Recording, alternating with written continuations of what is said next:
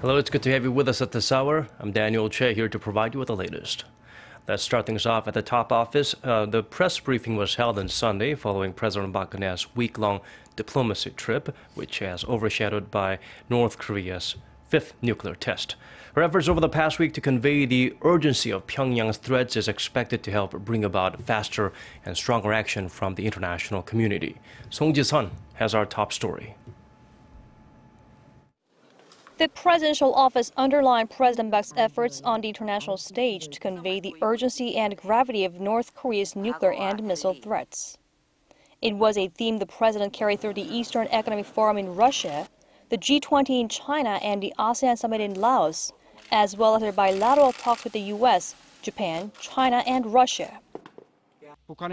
Seoul has continuously kept an eye on signs of a possible nuclear test by Pyongyang, and the president's diplomacy on the international stage during her latest trip has proven a key source of momentum for strengthening global cooperation to reinforce the pressure on North Korea after its fifth nuclear test. President Park was promptly in contact with the leaders of the U.S. and Japan soon after the nuke test. And the top office noted that this kind of coordination on various levels enables faster joint countermeasures against Pyongyang's threats. Based on the close partnership and cooperation built during the latest trip, the South Korean government will make all diplomatic and military efforts to counter North Korea's continued provocation, including this fifth nuclear test and its explicit violation of UN Security Council resolutions. Seoul has reiterated its message that Pyongyang's neglect of its people and its obsession with its nuclear and missile programs will only lead to economic difficulties and further isolation for the regime, eventually ending its self-destruction. President Park Geun-hye will sit down with the leaders of the three political parties on Monday for the first time since the 20th National Assembly kicked off to share the fruit of her trip and seek their cooperation to jointly counter North Korea's nuclear threats. Song Ji-sun, Arirang News.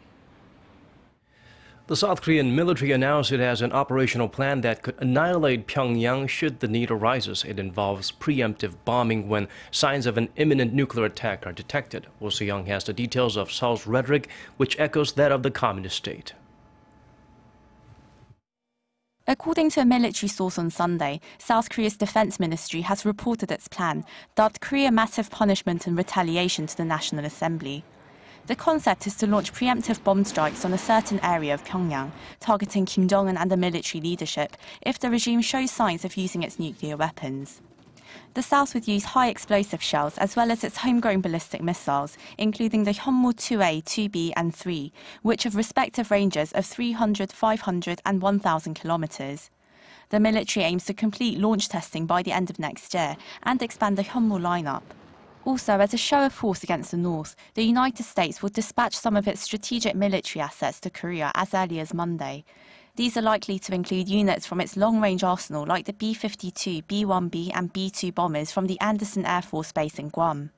Meanwhile, next month, South Korea and the United States will conduct joint naval exercises to simulate the targeting of major military facilities in the event of war. The US will deploy the USS Ronald Reagan, the flagship of one of its carrier strike groups. The nuclear-powered aircraft carrier can carry up to 80 combat fighters and aircraft and a crew of more than 5,000.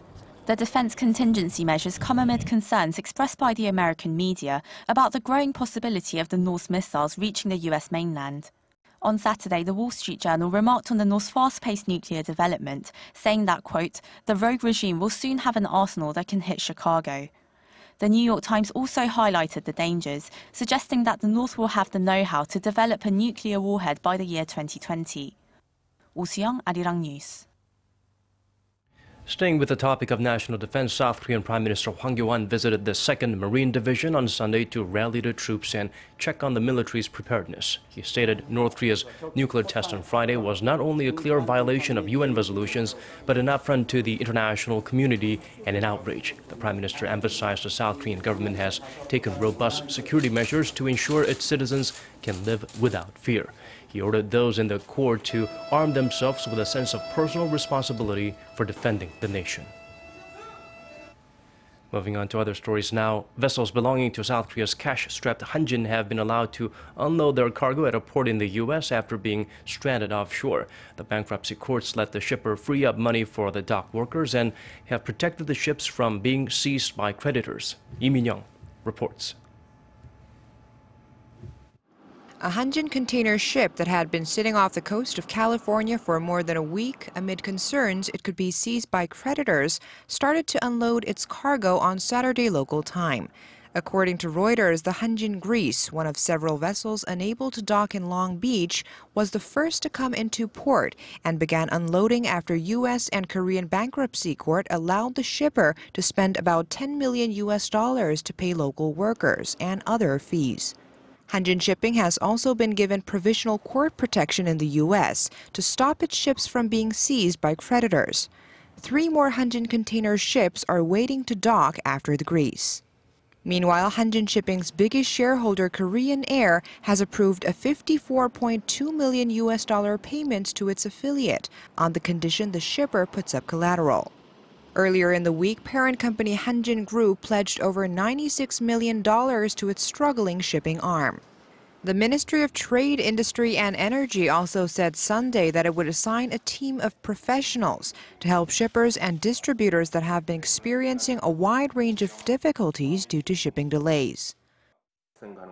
We will create a special team in cooperation with Hanjin Shipping, freight forwarders, and local response teams to make sure all cargo is safely delivered to their final destinations as soon as they reach the port.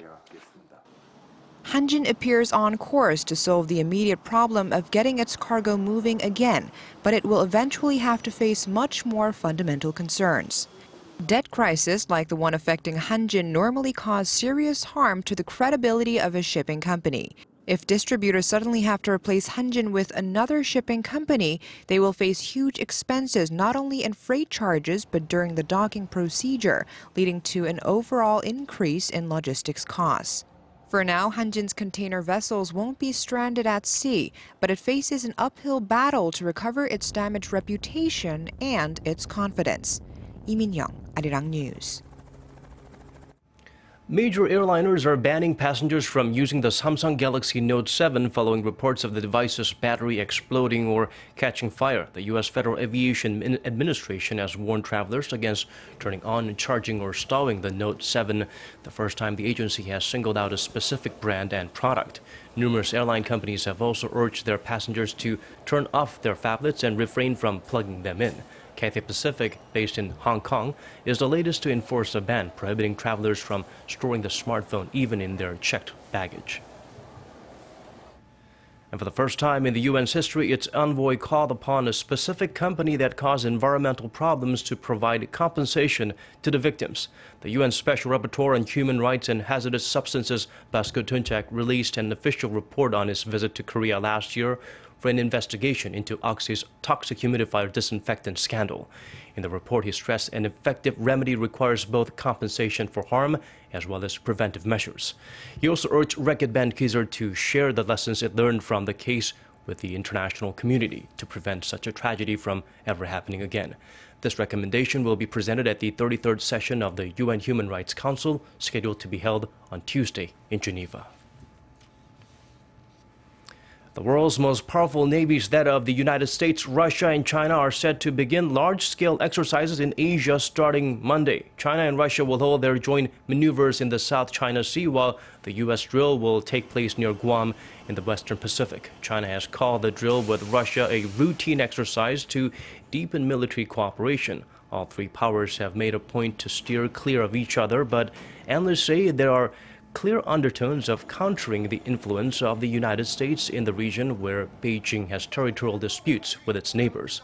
According to China's defense ministry, the exercise will include, among other activities, quote, island taking.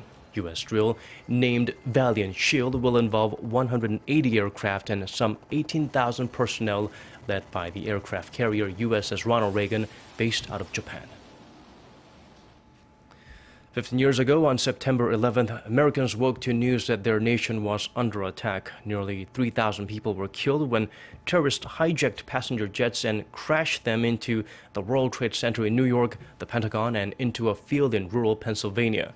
Memorials are said to be held Sunday at the sites where those lives were taken. At Ground Zero in Manhattan, the first moment of silence will be held at 8:46 a.m. local time, the time when the first plane hit the North Tower. Houses of worship in the city will toll their bells, and the families of the victims will read out the names of those killed. Presidential candidates Donald Trump and Hillary Clinton are expected to be at Ground Zero to pay their respects. South Korea and Japan are hoping to dramatically clear up the congested air traffic between the two starting next year. On Sunday, Korea's Ministry of Land, Infrastructure and Transport and Japan's Ministry of Land, Infrastructure, Transport and Tourism held their 11th meeting on the matter to come up with possible solutions. The two sides agreed to work on ways to change flight paths, radar systems, automated alerts and information sharing systems. The measures come amid delays and other inconveniences caused to passengers by the rapidly increasing air traffic between Korea and Japan. Since 2011, the number of flights each year between the two countries has jumped 7.1%, with last year's total coming in at over 675,000. On a more lighter news, this week Koreans will celebrate one of the country's biggest holidays, Chuseok. The 3-day Thanksgiving holiday falls on the so-called harvest moon, which will be up this Thursday.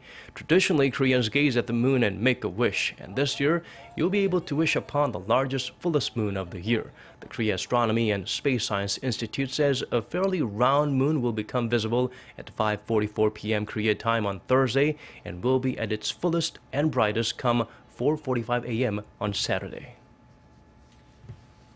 And the weather before we go, Seoul, Daejeon, and Cheongju will all start Monday at 20 degrees Celsius. The mercury will then rise all the way to 29 in all three parts of the nation. All-day rain can be expected in Gangneung, Busan, and Dokdo, so be ready for that. And now let's check out the weather conditions in your neck of the woods and other parts of the world.